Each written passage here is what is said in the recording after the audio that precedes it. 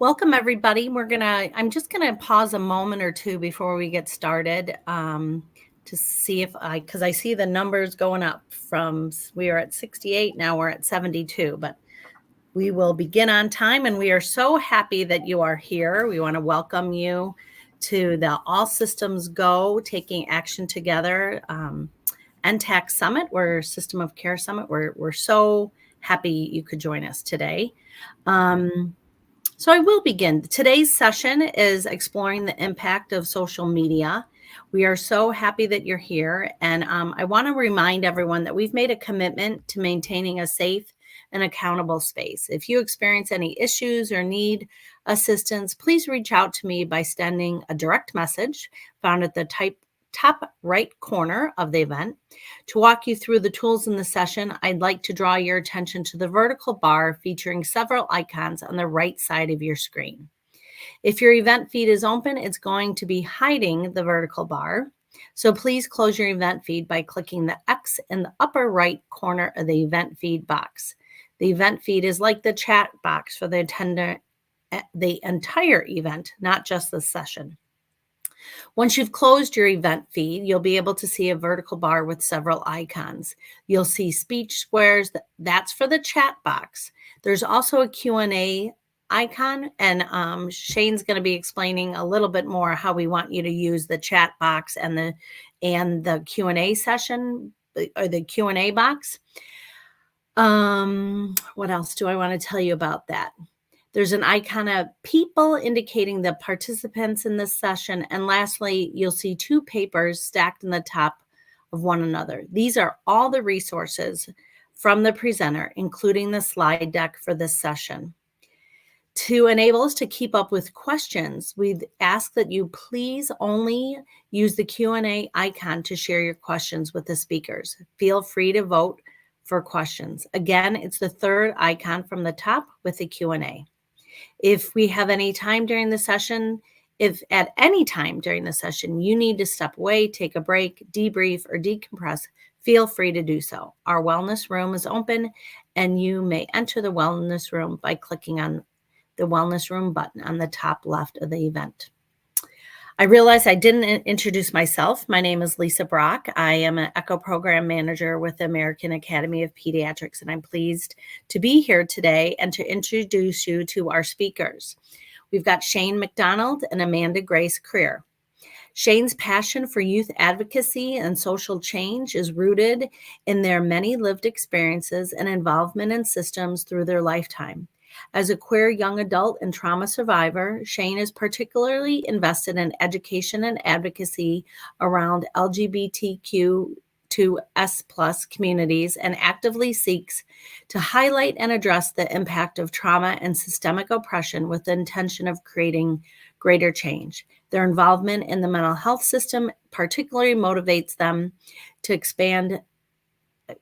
to continue expanding awareness around the diversity of human experiences, and they believe that every person is deserving of community and self-determination. We're pleased that Shane is with us today. Amanda Grace Creer.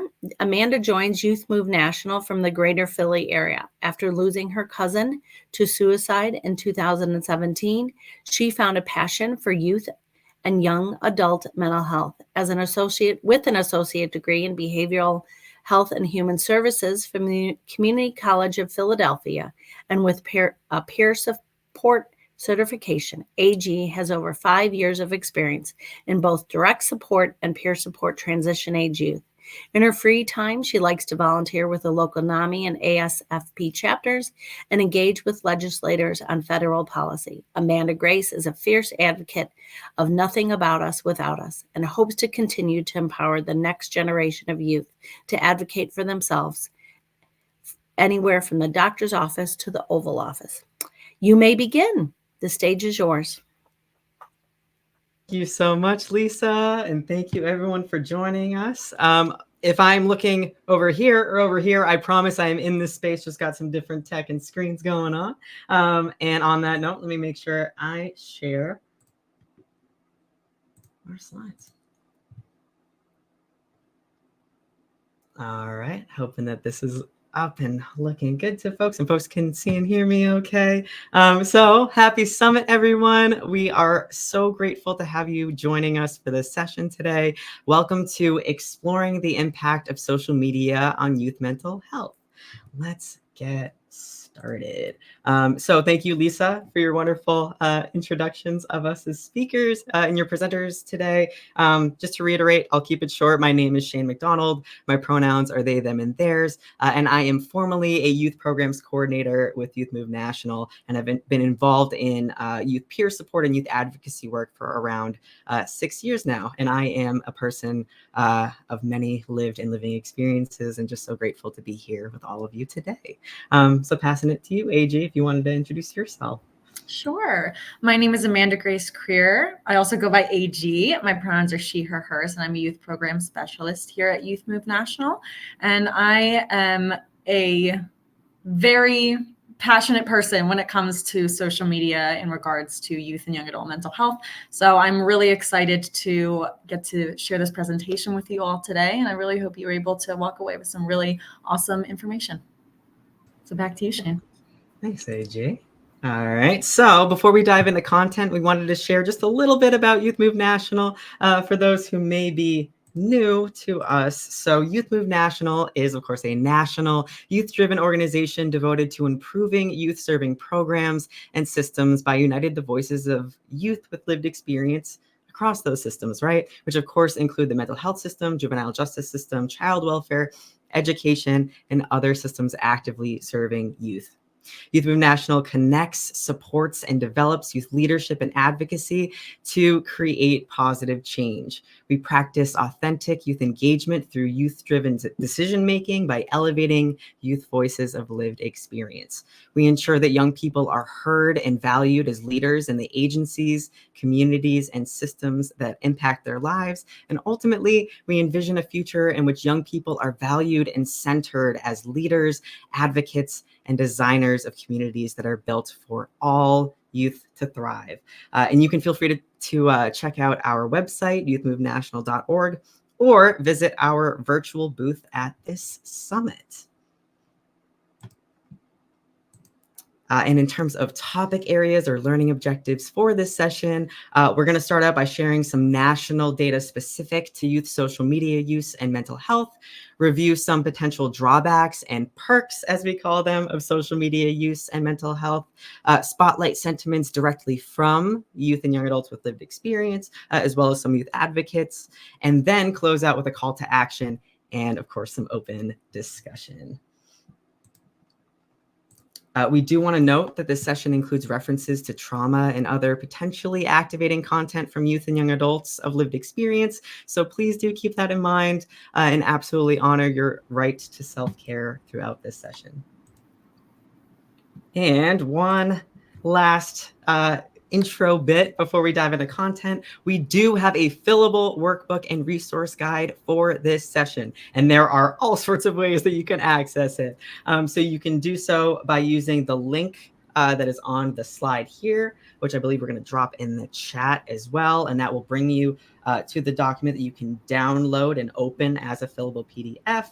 You can also reach that link by scanning the QR code on this slide with your mobile device, your camera, right?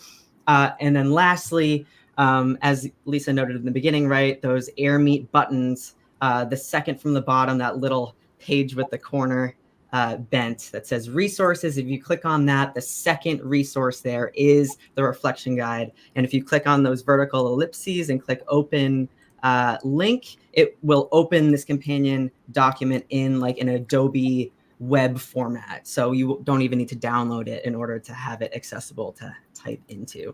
But we will be using this document to give you all an opportunity to take down notes and thoughts across the reflection questions that we offer.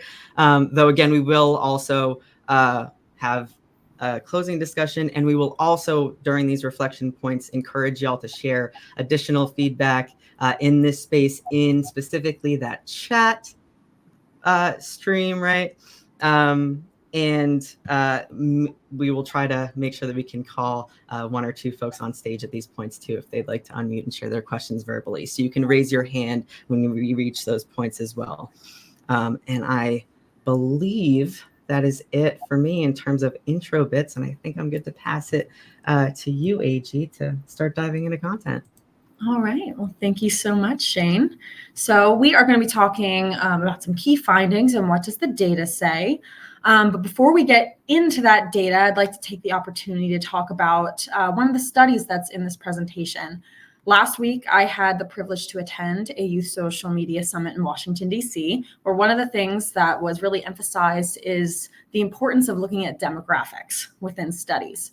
One of the studies that we're going to be talking about was conducted from a sample size of 1,316 youth ages 13 to 17, but no further demographic information was released. We don't know the diversity of this sample size and acknowledge that data can shift based on a variety of different factors such as gender, ethnicity, socioeconomic status, etc. So with that being said, it's my hope that as research continues to be conducted on the effects of social media, that the research will reflect the diversity of social media users. So let's hop right in to the 2023 Surgeon General Advisory on the usage of social media by youth. In 2023, the Surgeon General released this advisory on the usage of social media for youth. And with this advisory report, it was shared that up to 95% of youth ages 13 to 17 report using some sort of social media platform, and more than a third saying that they use social media almost constantly.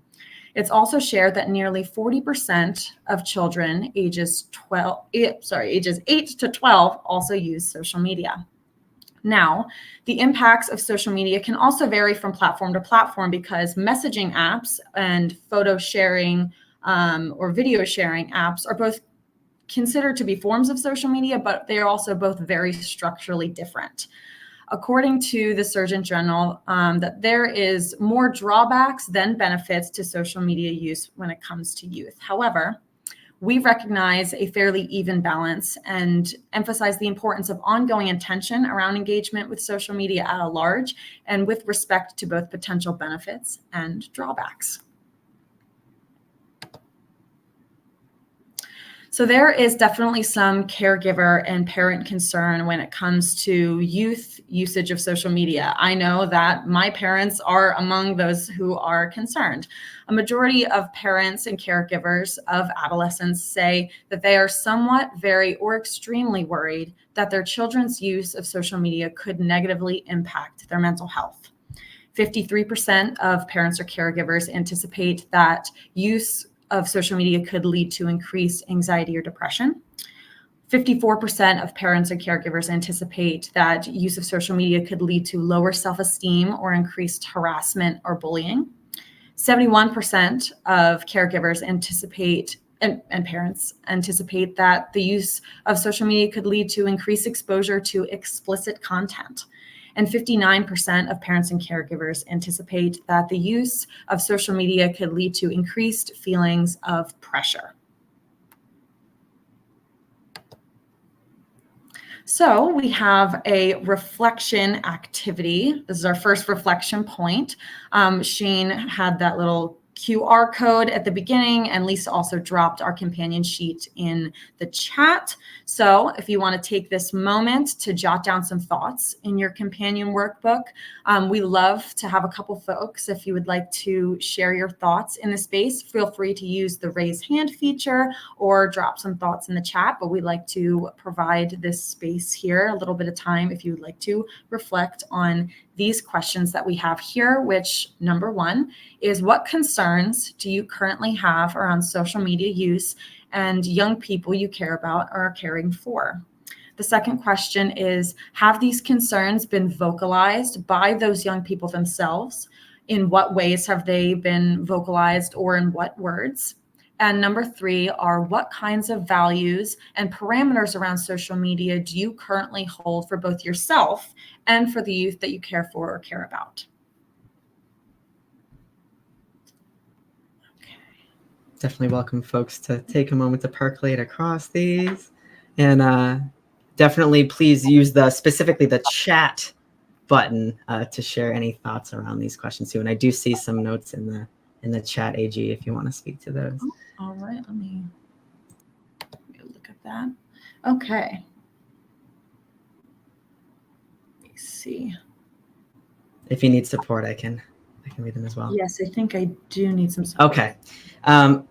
So I do see from Tammy, more cartoons are being geared towards young children that are violent and sexual in nature, flooding the internet. We will get into that, but absolutely, like, just the expansiveness of the internet and all the different types of content that are accessible is definitely real and definitely a valid concern, and appreciate you sharing that. And then I see Celicia, youth may not fully grasp how hard it is to erase a digital footprint. That's another piece of it as well. There's a certain level of permanence to putting your information, your name, your identity, your sentiments, your perspectives online. Absolutely. And then from Catherine, it's so hard for caregivers to help kids find the balance with social media usage and still having personal connections. The pandemic and school shutdowns made it where kids leaned on social media to stay connected, which was good, but it's so hard. Oh, I see Alicia's comment. It becomes like an addiction for so many families I work with. Kids are on it 14 to 16 hours a day, which is very interesting. That part of the conversation that I had at the Youth Social Media Summit last week was that you're absolutely correct, that it is like an addiction because the algorithm is designed to be addictive. It is designed to have us as consumers on it as much as possible, to tie us to that. So you're absolutely right. It is like an addiction because it's designed that way. And I think it's a great, like, overarching kind of key theme here, right? From Amanda, current concerns are safety related and utilization balance. I appreciate that phrasing. I think balance and intention are a big part of this conversation for sure. And I do want to note too, I see, I thought I saw somebody raise their hand, but maybe they did not. That's okay. Sorry, back to the chat. Christina Green has her hand raised. Oh. Yeah, we can definitely, I think that we are good for time to take one person, and then just for the sake of time, we can continue on, but definitely appreciate all of these thoughts coming in. Folks can feel free to continue sharing them. So I don't see on my end, this might be because you're a moderator, Lisa, the ability to bring this person on stage or give them a chance to share. I just gave Christina the mic, I believe, so you can speak. Hi, can you hear me? Yes. I can. Yay. Awesome. Just want to say thanks for being here. Love Youth Move National and all that you're doing. Nice to see you all again. I just wanted to say really quickly, I think social media is a wonderful tool for connection.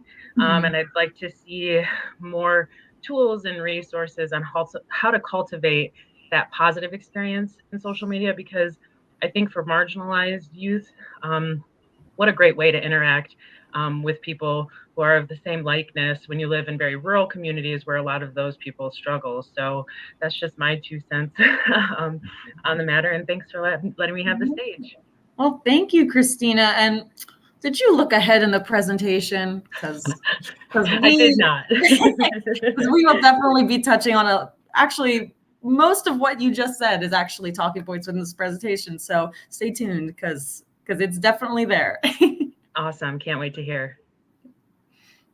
All right. Well, just for the sake of time, apologies to those that we weren't able to highlight verbally in this space, but appreciate y'all so much, and continue, please, to share your feedback, even beyond us at these reflection points. Excuse me. Okay, we're back. We're here. All right. So, as promised, starting with the drawbacks, right? As AG shared, from youth to their caregivers to even the Surgeon General, there have been a lot of concerns around the drawbacks or negative impacts of social media use by youth and young adults. So before we pivot to the other side of the conversation around some perks or benefits, let's dive into some of these important concerns first. So one drawback or potential consequence of social media use by young people is, of course, the risk of experiencing bullying and abuse, right? Many of us are aware of the term cyberbullying, and young people can experience harassment, humiliation, and even threats from their peers online. This can lead to feelings of anxiety, depression, and even thoughts of suicide among those impacted. And this is, of course, disproportionately true, as was noted by the person that shared earlier, right, for marginalized, historically and presently excluded communities, right? BIPOC, 2S, LGBTQIA+, and disabled youth included. And according to research, young women and 2S LGBTQIA+ youth are the most likely to be experiencing this negative impact. Exploitation and predatory abuse are a huge concern as well, right? Social media platforms can unfortunately expose youth to different forms of exploitation and predatory behaviors, such as online grooming, what's known as sextortion, and sexual harassment. These experiences for youth can lead to serious emotional distress, trauma, and of course, long-lasting mental health consequences. For example, one study showed that nearly 6 in 10 adolescent girls say they've been contacted by a stranger on certain social media platforms in ways that make them feel uncomfortable. And with the prevalence of human trafficking as well, social media has unfortunately become a platform through which youth are being targeted as well. So absolutely a valid and real concern and risk for folks. In addition, and I think that this resonates across a lot of us, right? Maybe even was noted before, but social comparison. There are these unrealistic beauty and body standards and curated or heavily edited portrayals by peers, influencers, right? Celebrities, and basically everyone. Social media often showcases this carefully curated version of people's lives, presenting an unrealistic and idealized image. Constant exposure to these kinds of portrayals can lead young people to compare themselves unfavorably, leading to low self-esteem, body dissatisfaction, and feelings of inadequacy. Social media is also flooded with edited and filtered images, again, promoting unrealistic beauty and body standards, and the constant exposure to flawless and often unattainable or unrealistic images can lead to body dissatisfaction, eating disorders or struggles, and a negative body image. And in one study, when asked about the impact of social media use on their body image, nearly half of adolescents ages 12 to 17 said that social media made them feel worse. Social media platforms also often highlight others' exciting experiences and events, creating a fear of missing out, or what some may know as FOMO among young people. Constantly feeling left out or excluded from activities can result in increased anxiety, loneliness, and again, a sense of isolation. It could also create issues with spending, right? Due to trends in social media marketing. I know I have fallen into those traps before, right? And one study found that social media induced FOMO, as they call it, has been associated with depression, anxiety, and even, as they name it, neuroticism, which in more human language is a tendency towards or vulnerability towards anxiety, depression, self-doubt, and other negative feelings towards oneself. And when talking about these drawbacks, it's also important to consider sleep and social deprivation. The addictive, as AG mentioned, right, nature of social media, coupled with the often 24/7 access to technology, can disrupt sleep patterns among youth and people in general.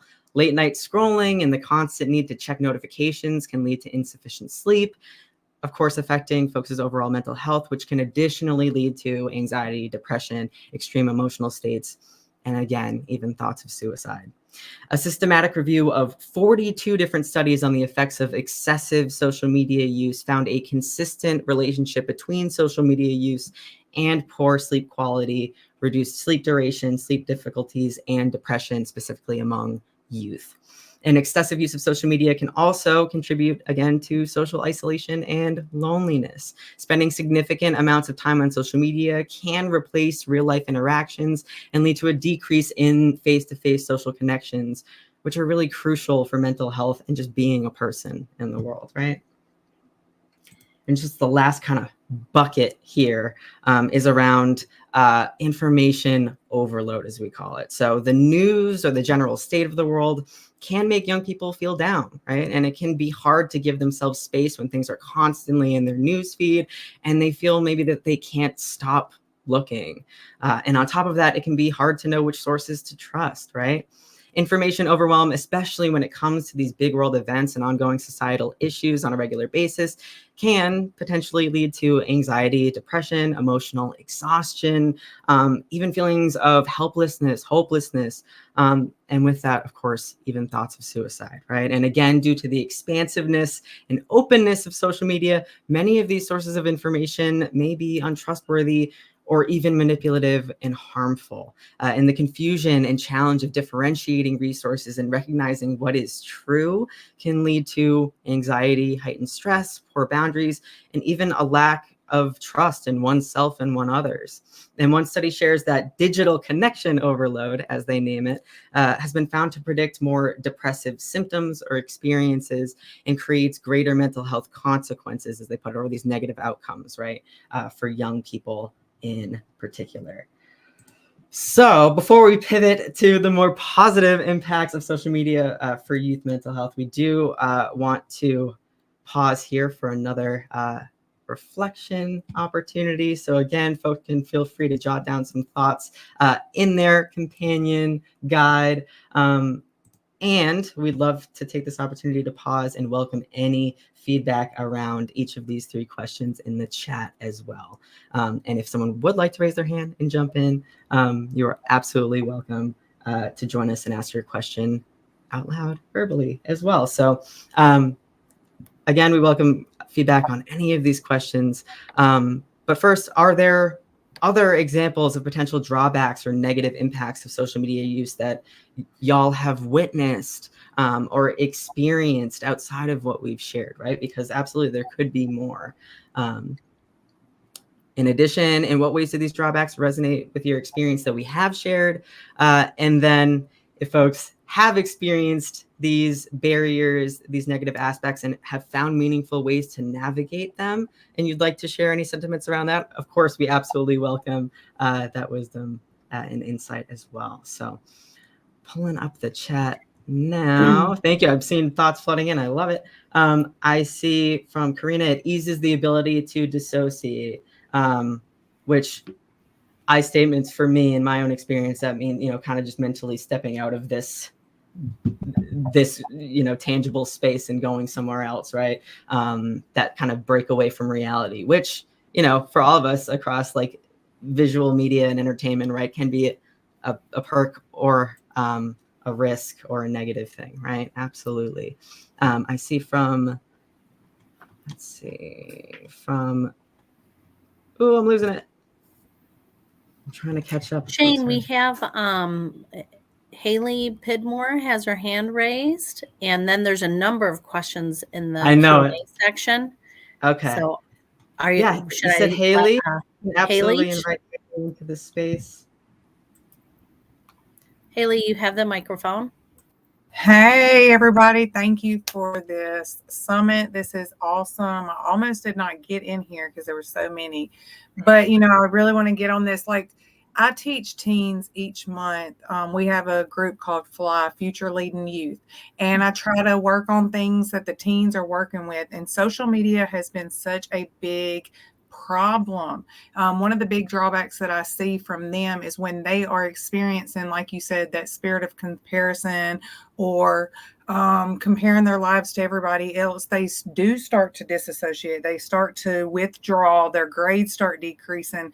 But we as mentors, we as parents, we as caregivers, we have to make sure that we are noticing changes in them. Where, like, if I have 3 girls at home, when I notice one of them starting to pull back some or not being as happy, that is something that we have to get in and really pay attention, because this world right now, social media is such a huge platform that these kids are using and an outlet tool, that if we do not get in there and help shape and mold and guide them, this world is going to do it for them.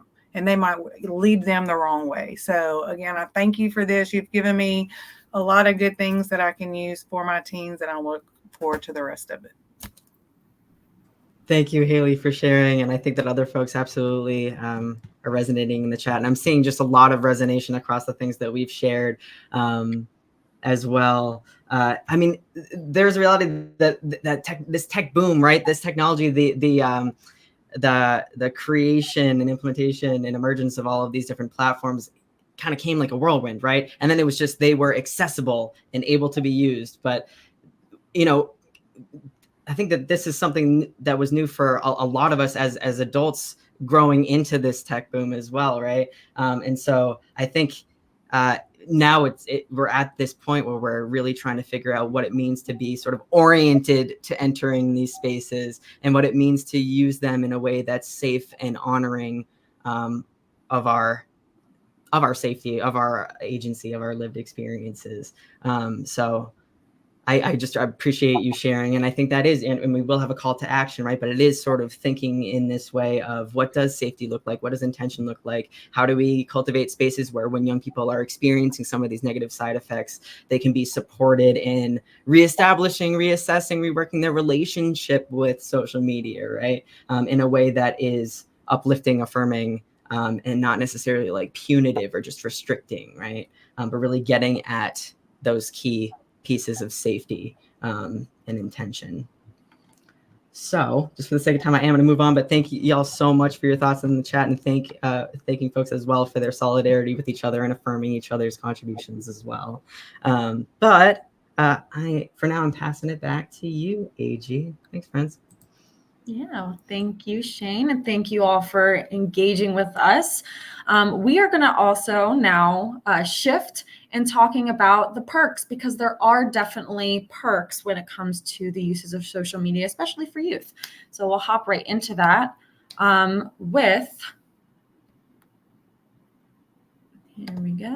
with self-expression and storytelling. Many youth are utilizing. Mixing up my words here. Many youth are utilizing social media as an outlet for self-expression and storytelling, with 71% of youth feeling that through social media that they have a place that they can show their creative side. And here at Youth Move National, we very much love to amplify youth and young adult voices. So of course we wanted to amplify some youth and young adult voices today in this presentation as well. So we have some direct quotes from youth themselves when it comes to self-expression and storytelling, and using social media to do so. So one of the quotes is, "I use Instagram to be very cathartic. So in the close friends group, I tend to rant or express my emotions, and then it's good because it's another layer of a support system." For further clarification, for those who might not be as well versed with Instagram, there are the story features that typically last for 24 hours, and a close friends feature within that is to kind of control who sees that post. So this youth uses it as a cathartic tool to really express their emotions and have another layer of support. Another youth said, I think that it's always very nice to share more about yourself.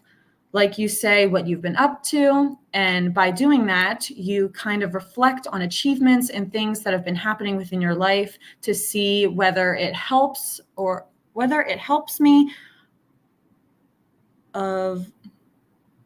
They use a lot of filler words. Sorry about this. It kind of helps me kind of have a little bit more insight of what I'm doing and how it's been helping me. So to kind of do a little illustration of that, what this youth is trying to express here is that social media is also, they're using it as a tool to kind of share their achievements, but also to look back upon it to kind of see how far they've come. Kind of think about it like a social media diary almost.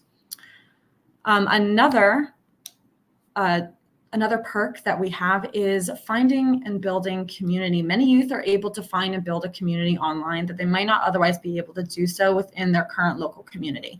By sharing similar lived experiences, youth are cultivating a sense of belonging and community and connecting with others beyond their local communities. Some quotes that we have from youth are, "So I posted on my Instagram and I was really actually speechless because I didn't even know these people. And they showed me I'm getting choked up. They showed me so much love, and it felt really good. Yeah, it helped me improve because I was feeling really down at the time. So it helped me become more confident and assured that I can do this. Social media is a platform like how you can find other people, like-minded people, and you see if they're trying to connect with people who have the same beliefs, ideas, or struggles that you have. So you can connect with them and talk with them. You can share with them your beliefs without feeling heavily judged. Another quote is, "It's a way for us to come together despite the distance. It's not just people in a friend group like 4 or 5 people. It's literally millions of teenagers around the world who are coming together like, yeah, okay, we're doing it together." A story that I like to share is about my cousin. He did not have a lot of friends growing up within our local community, but he had his friends on Xbox. And that's like another form of social media that I think we don't necessarily talk about all the time, which is video games. And so he didn't really have friends in his local community, but he had his friends on Xbox who lived across the country on the West Coast. I'm here on the East Coast.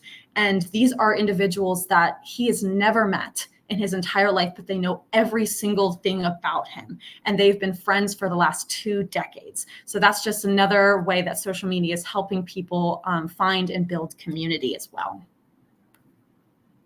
Another perk is access to formal support and resources. Social media is being utilized to access formal support and resources, and it's incredibly important and valuable for youth in areas where in-person resources are limited and less accessible, like we kind of talked about earlier with, I think it was Christine who unmuted. Across generations, more than 1 in 4 respondents report that using digital wellness apps as compared with 1 out of 5 using digital mental health programs, 28% compared to 19% respectively. 50% more Gen Z respondents reported using digital mental health programs than Gen Z or baby boomers. 34% of Gen Z respondents who use digital mental health program apps say that they also found those apps on their own. And of course, we have some youth testimonials on social media, and they are saying that the benefits include access to visuals or bite-sized information to relate to coping strategies and mental health, and also following accounts that support their own personal mental health journey. Another perk we have is community advocacy, which is one of my personal favorites because a lot of my work within my local community first stemmed from social media. Having involvement with virtual advocacy groups not only boosts self-esteem, but also provides a sense of agency and enhances overall mental health. Utilizing social media to engage within community advocacy enables youth to raise awareness, to share information, and to coordinate and join events, both in person and virtually. A 2012 study of young people ages 15 to 25 in the United States found that 16% commented on a news story or a blog post about political engagement, a candidate, or an issue, and 17% forwarded or posted someone else's political commentary. There is some evidence that digital civic engagement by youth may be more equitable than traditional forms of civic engagement, and youth's presence and civic identities are increasingly developed creatively via digital tools and spaces and are vital to their impact in challenging traditional and commonly restrictive civic spaces. And social media has a really great impact on connecting one another, but specifically for historically and presently marginalized youth, this continues to ring true. 7 out of 10 adolescent girls of color report encountering positive or identity-affirming content related to race across social media platforms. Studies have been shown that social media may support the mental health and well-being of lesbian, gay, bisexual, asexual, transgender, queer, intersex, and other youths, enabling peer connection, identity development, management, and social support. A majority of adolescents report that social media helps them feel more accepted. 58% feel that way. 68% feel that they have people who can support them through tough times. 71% feel that they have a place to share their creative side, like we talked about earlier, and 80% feel more connected about what is going on in their friends' lives through social media. So with all of those perks that we talked about, we are going to now go into our third reflection activity in our workbooks. And again, we'd love a couple folks to share their thoughts, raise their hands. If we have anybody who would like to come off mute, we'd love to hear from you again. And the questions in our reflection activity are there other examples of perks that you've witnessed or experienced? And in what ways do these perks resonate with your experience? And we'd love to hear your thoughts, if you would be so kind to share with us. I will say that folks did chime in with comments that I think are absolutely relevant to these questions already. And I did my best. I pulled up a document, a copy paste before I lost them in scrolling. So I can just read them if you want to just respond. Please do. So from Bex, you had a few sentiments. If I didn't have the internet growing up, I would not have been as educated on issues or found a sense of community. As a queer person in Texas, the internet saved me. Social media has also been so important for organizing. Absolutely. Mm-hmm. And appreciate that these resonate with your real world experiences for sure. Sorry, I spoke to that one, but I'll definitely leave this next one. Sorry. Too excited. Catherine, I see you said that has been incredibly helpful for those that feel isolated from people who have limited support or are in a smaller community where there aren't people that are like them. And other folks did share too, like specifically for folks in rural communities during like COVID and for marginalized youth, like connecting with community is a benefit. Yeah. And then, I mean, I think that a lot of it, you can also note if other folks chimed in with newer questions, but a lot of resonance in the chat and a lot of alignment with everything that we've shared as well.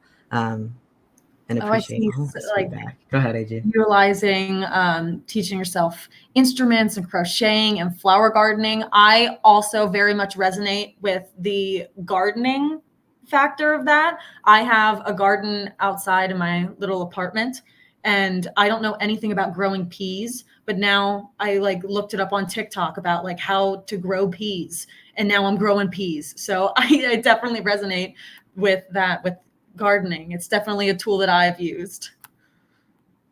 I really appreciate too what Jess shared. My kids know the internet better than I do, and they help me with my cell phone issues at times. That's another piece of it too, right? Yeah. Like young people may have more understanding of how to navigate these platforms.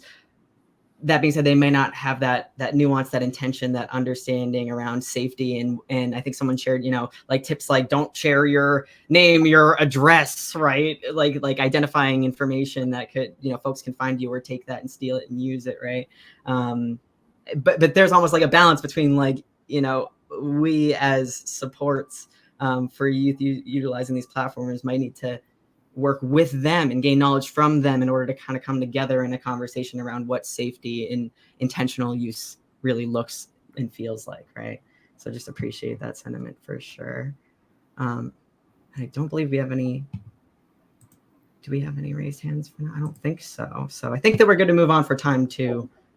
AJ, right. If you sounds good. Unless there were any other comments that you wanted to highlight before I took over.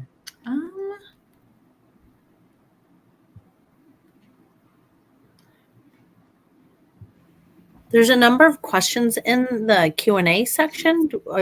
That's for the, when we get to that Q&A at the end, that's when we're going to go there and filter through all of these. Yeah, this is perfect. More for feedback around additional thoughts to these questions and things. But believe me, we promise we will get to that Q&A space shortly. So awesome. And appreciate, I see some Youth Move National representation in the chat. Hi, Victoria. I see you say so. I love learning from young people too. And that is a perfect segue because that is the other take home, right? Absolutely. As much as we are asking for y'all's feedback as maybe observers of young people utilizing these platforms, it's important to actually take their direct words and sentiments and considerations as well. And we want to share with you a little bit about feedback that we've gotten across some efforts that we've made to seek this feedback. So in this section, we're going to share some insight directly from youth leaders, advocates, and students about using social media and the impact on their mental health. We're going to start with a video highlighting sentiments from members of our greater Youth Move National network. So let me do some text switch in here. Hopefully folks will be able to hear this all right.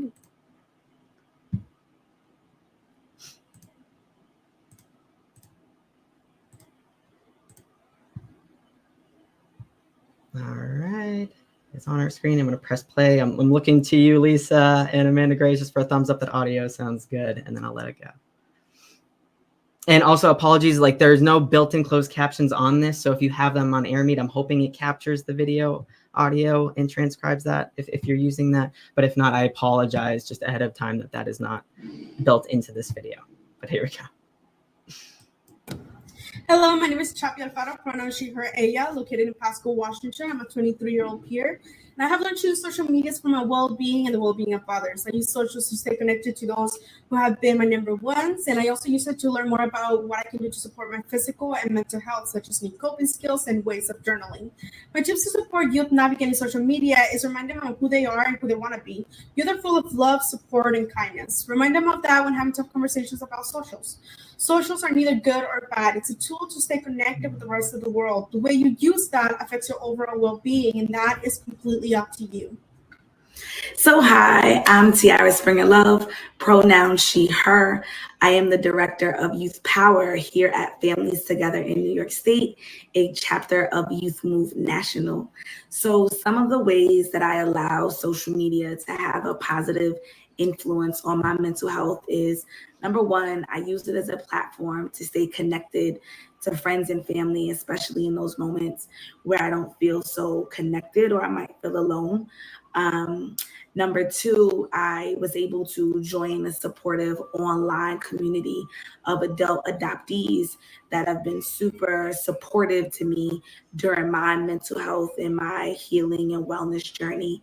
And number three, just to educate myself on policies around mental health, learning events that are going on in my immediate community that I could participate in, and even programs that I can go to get support.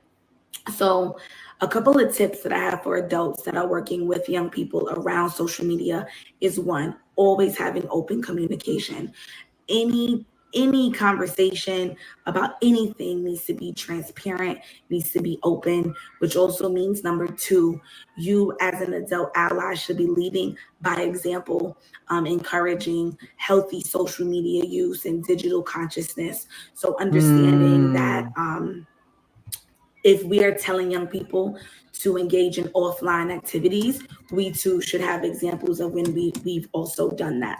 So that's a third tip, right? Encouraging offline activities. And the fourth tip I would say is understanding that social media is its own separate world. So if I ask a young person how their day is going, I'm going to also ask them about their social media world. So did you see anything online today that was interesting that you might want to share? Or did something happen online today that upset you that you want to talk about?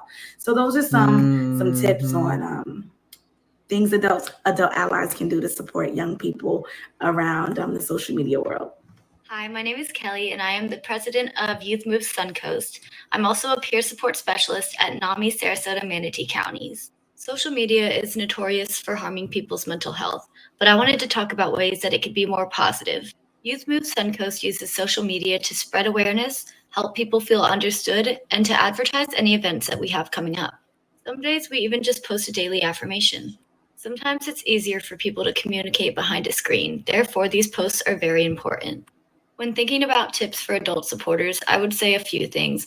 One thing is not to micromanage their account, but to just be aware of the accounts that they're following and the media that they're constantly exposed to.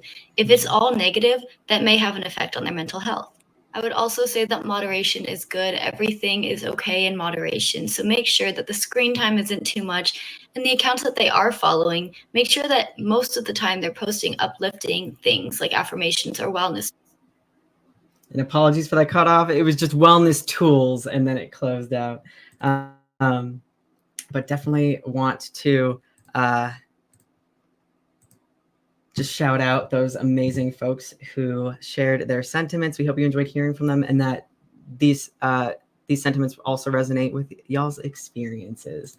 So let me reshare my slides here. Awesome. And I know we're getting towards the end, friends. So I promise we're getting to open Q&A soon. We'll get to that Q&A space. But just want to share just some highlights from our Youth Move chapter survey. So this was a survey that was sent out to youth across our nationwide chapter network, where we invited them to share any sentiments relevant to this specific topic, right? And the direct quotes and results of this survey, all of the good comprehensive stuff are linked in your companion guide. But just to share some highlights in terms of positive impact, these sentiments were shared by multiple youth surveyed, and these are all things that we've discussed in terms of the positives, the perks, right? And I believe things that have been noted in this chat throughout this session. Folks shared that social media has supported and validated their mental health experiences, has been helpful in, right, building community and connecting with peers of similar lived experiences, and has been a positive channel for self-expression. They also share that social media can be helpful in terms of finding resources and staying informed on current events, as well as in community organizing and advocacy work. And in terms of negative impact, right, again, these sentiments were highlighted by multiple youth and absolutely align with the things that we've shared, right? Folks shared that constant access to news on world events, especially bad news, can have a negative impact, including that sense of information overload. They also shared that social comparison, those unrealistic beauty and body standards, and even cyberbullying are things that they've experienced. Doom scrolling, unfulfilling entertainment, and social media being a distraction were highlighted as well. And again, illustrate that these perks and drawbacks we've shared and even noted with each other in the chat absolutely are experienced by youth in your communities, right? And with all these perks and benefits, perks and drawbacks rather, the core message here, I think, is brilliantly put by Tiana Inchapi here, right? Social media really is what you make it. You don't have to try to live up to unrealistic standards or expectations. Do what you're most comfortable with. If you use it for socializing, feel free to socialize. If you use it to stay connected, stay connected. If you like it for entertainment, stay entertained, but please practice healthy social media engagement. Also unplug when needed, right? And in addition, social media is a tool, right? It's neither good or bad. That perspective is up to you to decide based on how you choose to use said tool. And I think that this is something that was highlighted a few times already throughout this conversation, right? That, you know, has a lot of negatives, but has a lot of positives. And it's about how you use it and how we as supports to youth and young adults support them in using it safely and forming healthy, quote unquote, relationships with those platforms, right? So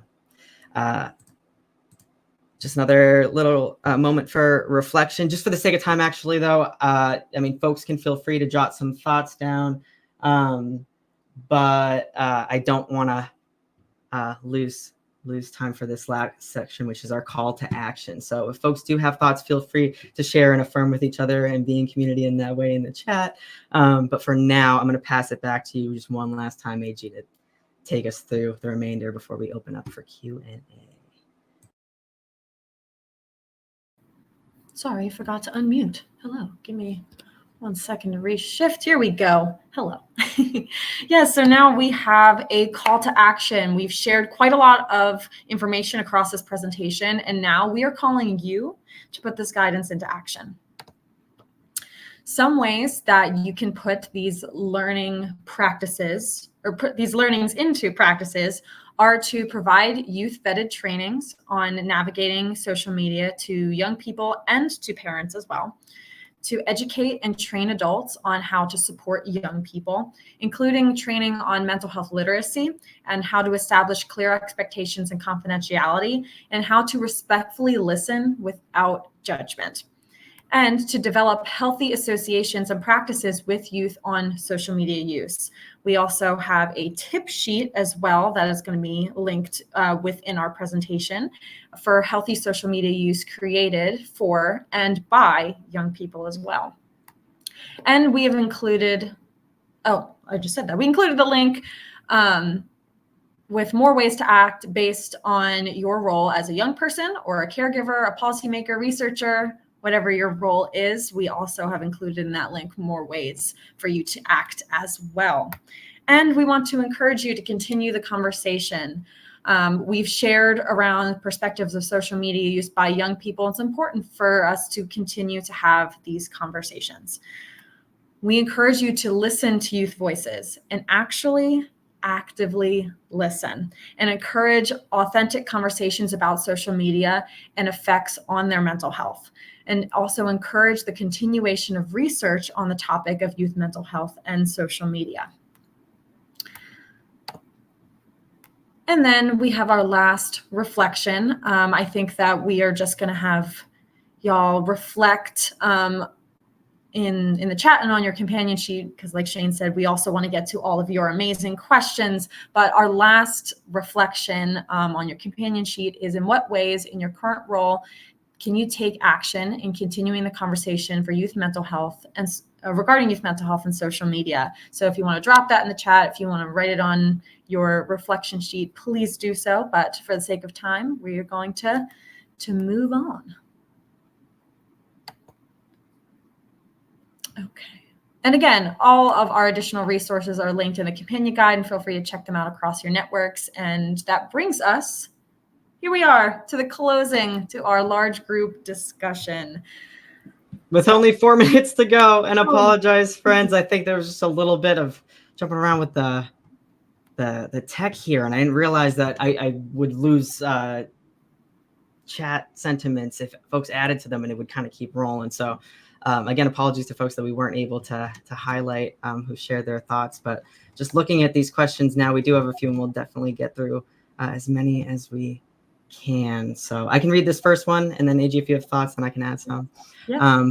And folks, please, if you have thoughts on these questions too, feel free to add to the chat as we propose them. But Alicia, I see, how do we help set healthy boundaries when schools and sports teams have their team feeds through social media instead of sending group texts, which forces families to allow social media before they may be comfortable with it?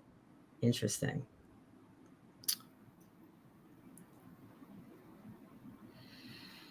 I mean, I will say, I think that that's just a matter of communication, right? I mean, if that's something that you want to communicate with those that faculty just around, hey, I really want to be safe and considerate around social media use, and I know that you use this as a formal platform.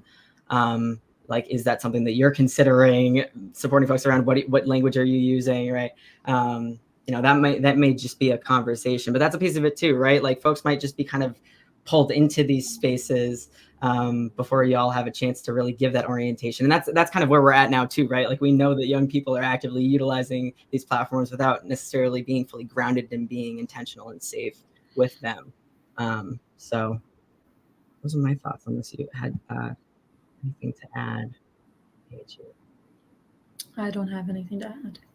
Okay. And I see from Christina, you may touch on this later, but I'm wondering about ways to get buy-in from school districts to address social media in preventative ways rather than waiting to discuss it when crisis hits. I mean, I think that having more of these conversations is a big part of that, doing more research to have these more tangible outcomes to be able to propose to stakeholders that we need these pieces built in, right? I think that a lot of community-based organizations and nonprofits are doing meaningful work to offer resources and support to youth in this way. So maybe collaborating in partnership with those formal collectives, right, to increase that kind of buy-in and argument. Those are my thoughts. I'd like to skip down to Haley's question, if you're good with that. Do you know of any good apps that can be installed in youth's phones that could help parents and caregivers monitor the content until youth can be trusted with technology? Did you have some thoughts? I have thoughts. I think that this is a hard question because I believe that the safest course of action is to have conversations with youth about how to engage social media and technology in a safe way. I don't think that the helicopter, let's monitor every move on social media is inherently helpful. I think it's more harmful than anything else. Because I know as somebody who is an older Gen Z with like Life 360, when that was on phones, I just left my phone. I didn't bring it with me. That like I that's my personal take on it. I don't think that monitoring apps are successful in the long run. And I think that having meaningful conversations with youth about technology and safety is the best course of action, because also this group of young people, this generation of young people, are the most self-aware generation that we've ever had. So just having meaningful conversations. And I was trying to cut you off, just noting for time that we are at the formal end of our session. Thank you all so much for sharing and joining us.